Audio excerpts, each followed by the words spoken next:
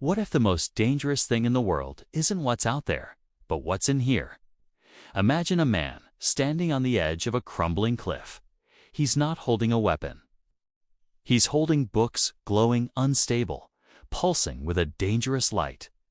The very ground beneath him is cracking, breaking apart. This isn't just any knowledge. It's knowledge disconnected from its source. Knowledge that promises power but delivers ruin. This is the peril of human wisdom when it tries to stand on its own.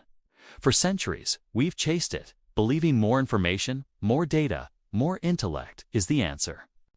We build libraries that stretch into darkness, run up endless staircases of books, only to find ourselves exhausted and getting nowhere.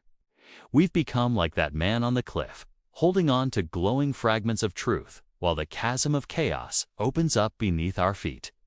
But there is another way. Picture this: an ancient, sacred text resting not on a grand pedestal, but on simple stone. It glows with a gentle, breathing light. This isn't the chaotic, flickering energy of human intellect. It's the steady, quiet radiance of divine wisdom. This is the wisdom that doesn't just inform the mind, but transforms the heart. The Bible speaks of two kinds of wisdom. One is earthly, unspiritual, demonic. It's born of bitter envy and selfish ambition. It leads to disorder and every evil practice. This is the wisdom that fractures our world, that pits person against person, that builds towers of pride destined to collapse. It's the kind of knowledge that puffs up, creating a conflict between our head and our heart. We see it in the Pharisees, so focused on their scrolls that they completely missed the author of life standing right behind them. They had all the information, but no revelation. Their knowledge became a weapon, a sharp blade of judgment, rather than a shepherd's staff of guidance. Then there is the wisdom that comes from above. It is pure, peace-loving, considerate, submissive, full of mercy and good fruit. It's not about winning arguments or proving you're the smartest person in the room. It's not about accumulating facts. It's about humility. It's about a posture of receiving, not taking.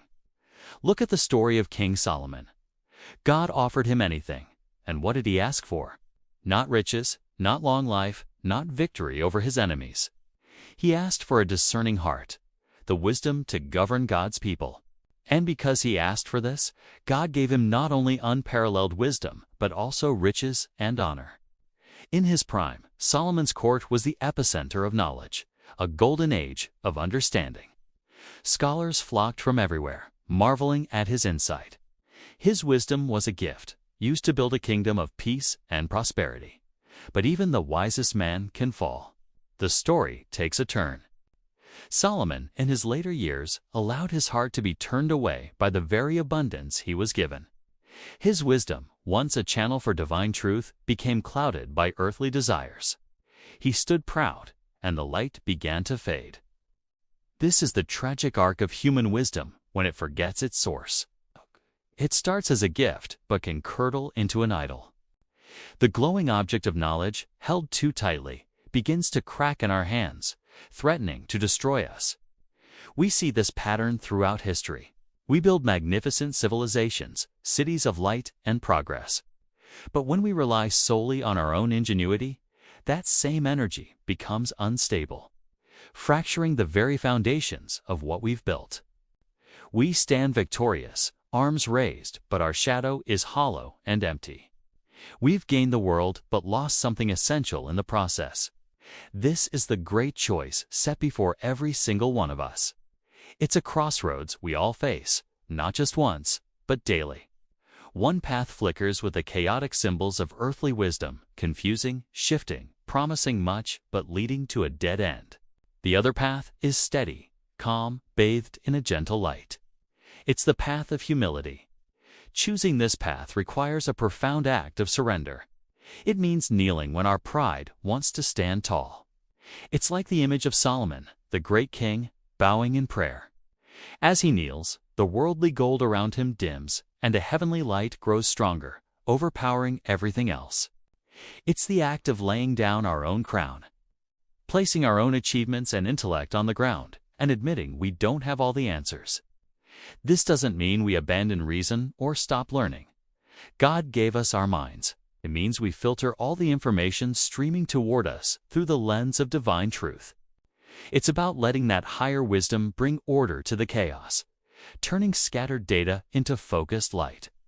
It's about recognizing our place in the cosmos, a tiny silhouette under a vast, magnificent sky, and feeling awe instead of arrogance. True wisdom is not a destination we arrive at, but a journey we walk. It's like following a faint light through a thick fog. We can't see the whole path at once. We take one step, then another, trusting the light to guide us. It's a walk away from the glittering piles of worldly success and toward a glowing horizon of true purpose. It's leaving the storm of our own striving behind us and turning our face toward the sunrise of God's grace. This journey starts with a simple seed of faith. When planted in a humble heart, that tiny seed can grow into a towering tree, a source of life and shelter for others. It's a transformation from the inside out, where the reflection of our own troubled face in the water becomes calm and clear.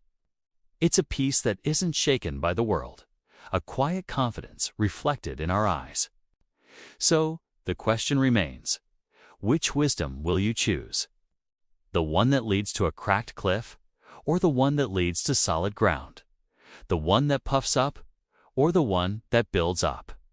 The choice is yours. Choose wisely. Thank you for watching. If this message resonated with you, please like, share, and subscribe for more content that explores the deeper questions of life. See you next time.